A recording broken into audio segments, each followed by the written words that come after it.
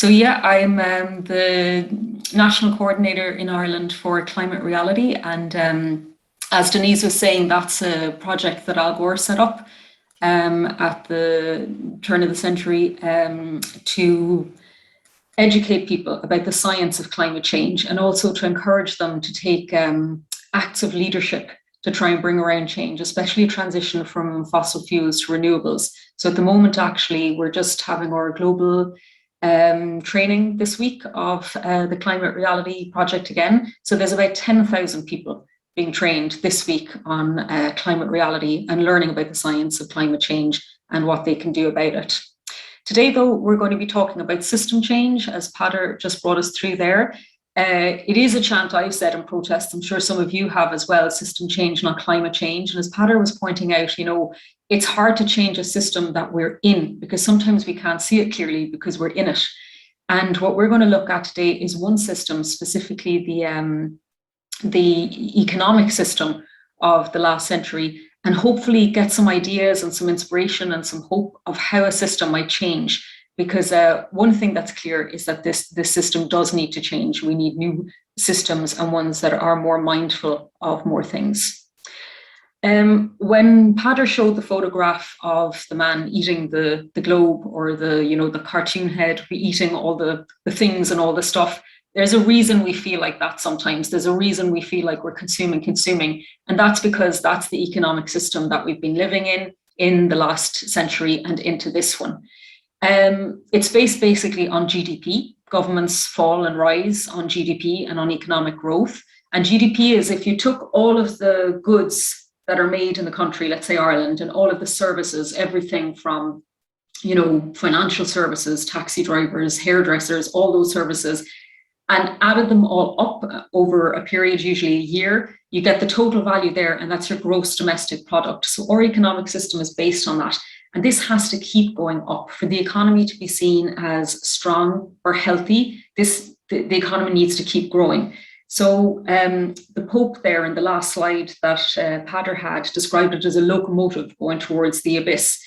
It's described in other places as a plane that, takes off, the airplane takes off and starts rising and keeps going higher and higher, but there's no plan for where it stops. All we know is that it needs to keep going higher, it needs to keep advancing. And that's what our economic system is based on at the moment. And it's having devastating consequences. So a lot of climate activists, a lot of environmental activists would know that system just isn't fit for purpose anymore. But we're not alone. There's a lot of thought leaders around the world and a lot of very important voices around the world making this point too. And one of them is the American economist who won the Nobel Prize for Economics in 2001. And he just says GDP is the wrong tool for measuring what matters anymore. And we have to replace it now with a different kind of system that measures well-being and sustainability. So for the next couple of minutes, we're going to look at what that new kind of system would look like. And we're going to look at the example from this lady, a lecturer in Oxford and an economist, Kate Raworth, who came up with this idea of donut economics a couple of years ago. And I want you to just have a look at that chalk drawing of the donut on the cover of her book there. And it's an American style donut, so it's not a jammy filled one or a custard filled one. It's an American donut like you might see Homer Simpson eating. And there's a hole in the middle, and then there's the donut, and then there's the space outside it. I'll tell you in a moment why that's important to think about it that way. If we start with the hole in the middle of the donut, so how she describes this sort of new economic system that we might start thinking about is there's a foundation or a floor that we shouldn't fall through. So for everybody to be well on the planet, and for the planet to be well, and for everyone to thrive, there's a certain foundation that we shouldn't be falling down through. Now, unfortunately, we already are. We know in Ireland, there are shortages when it comes to housing. There are shortages for resources, for education and for health. So we're already falling through. But around the world also, we're falling through that hole in the center of the donut model. For example, 11% of the world's population doesn't have access to food. That's 1 in 10. The same amount don't have access to clean water. There are huge disparities when it comes to gender equality or education. 15% of the world's population can't read or write.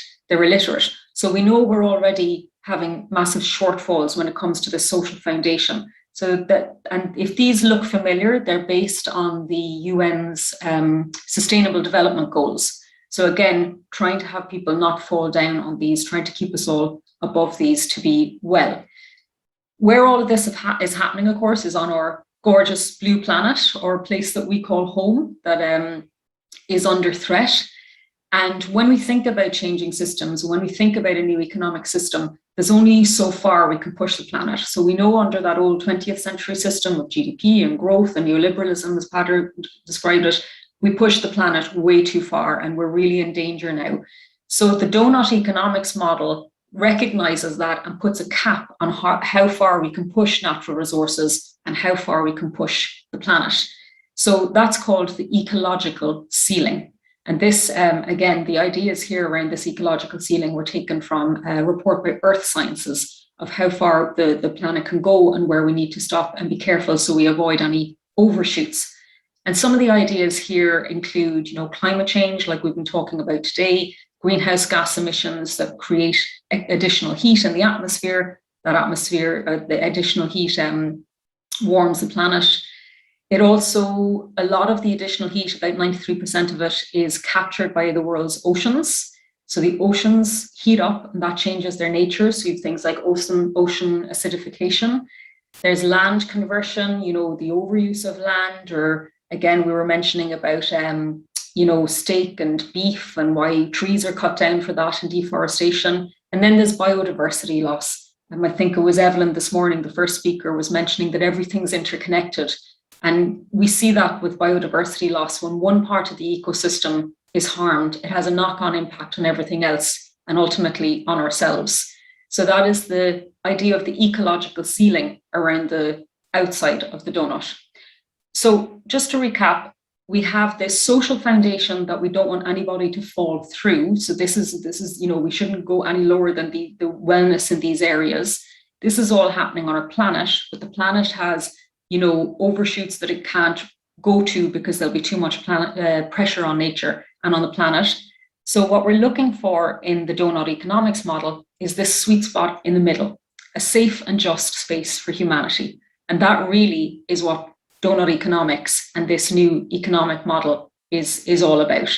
It's how can we be safe, how can we be healthy, and how can there be, a just space for everyone on the planet, not just one community or another, but everyone. This afternoon, you're going to do some work on this about imagining a new system and imagining, how this donut economics could be applied to certain areas. But we're going to go to lunch in a little while, and it might be even time to start having a think about it there. If you're going to a canteen, for example, what's the social foundation there? Where is the food coming from? Is it local? Is it global? What's the carbon footprint of that food? If it was created in another country, what were the working rights of the people in that other country? And thinking about things as well from a global and ecological point of view. If there was food created in another country, what was the impact on the environment in that country? And you can spread that out then, thinking about the community, thinking about our neighborhood, thinking about our city and our country that we live in. So this is something that Kate Raworth goes out to cities and countries to talk about. And her idea is that in this new economic model for the 21st century, it shouldn't be about growth. It shouldn't be about relentless expansion and growing the economy. It should be about thriving, about how people and the planet can thrive. So I'm going to try and share this video now, just where she describes what she means by this. So we'll hear from Kate Raworth herself. And Alan, you might just give me a quick thumbs up if the sound on this is okay when I try to share it. So we'll play it now.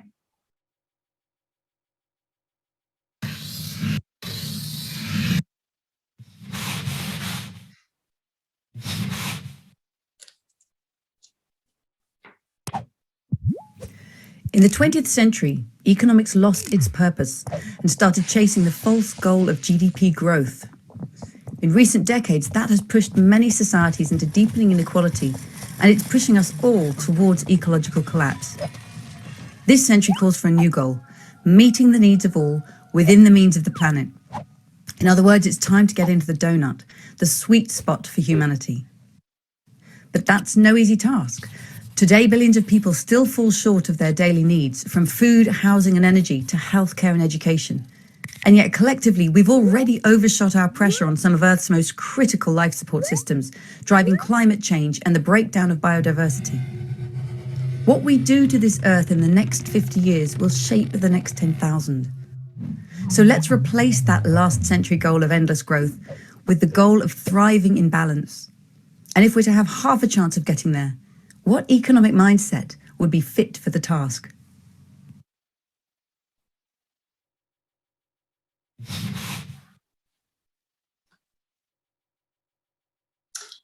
So she asks a question at the end of that there, what economic mindset would be fit for the task?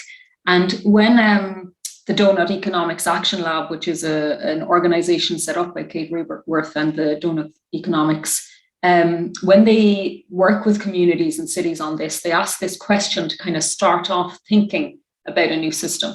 And the question is, how can our city or our neighborhood or a country be home to a thriving people in a thriving place while respecting the well-being of all and the health of the whole planet?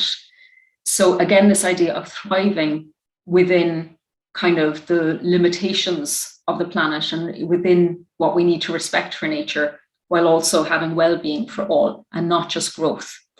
And if we break this down, we're going to have a look at this in a little bit more detail now, because again, you'll be using this model in this afternoon session when you're looking at the fourfold lens for building a new system or imagining a new system.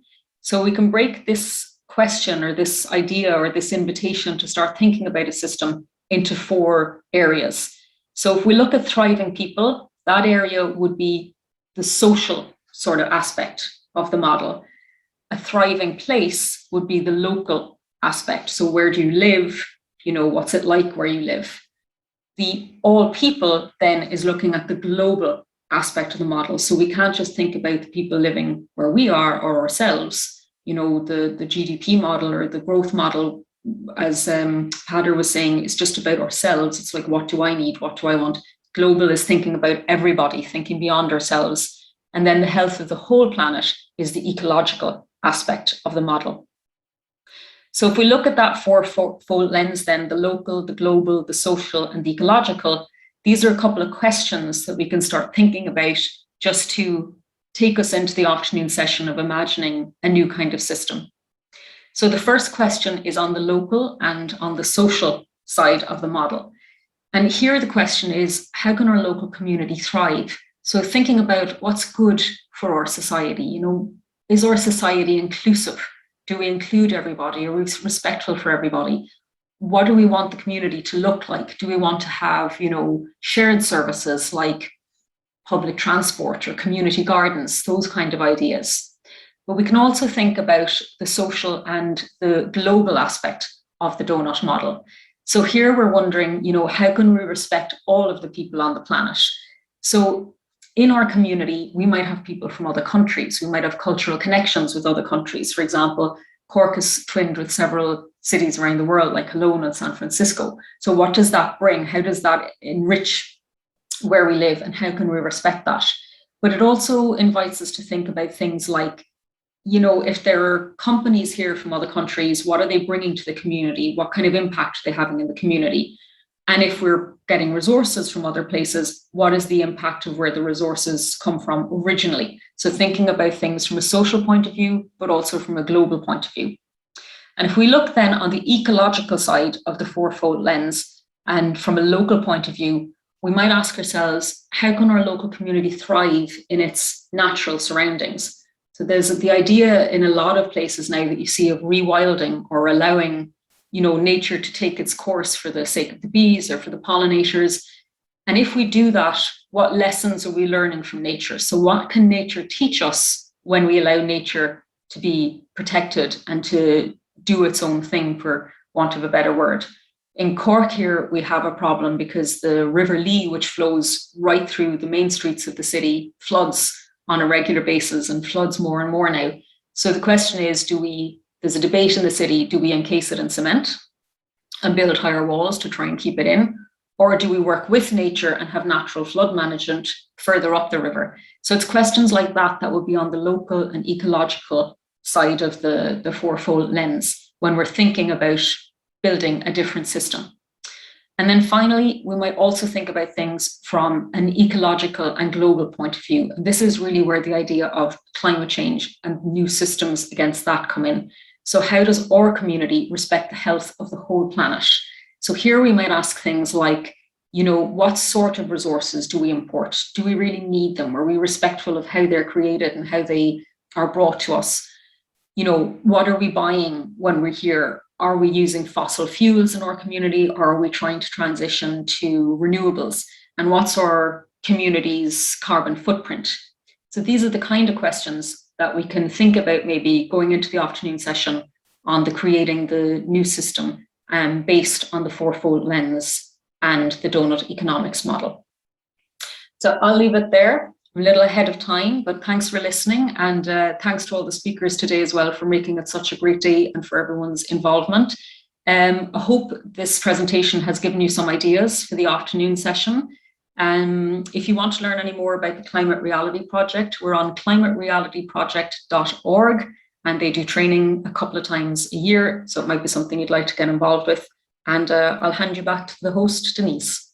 Thanks.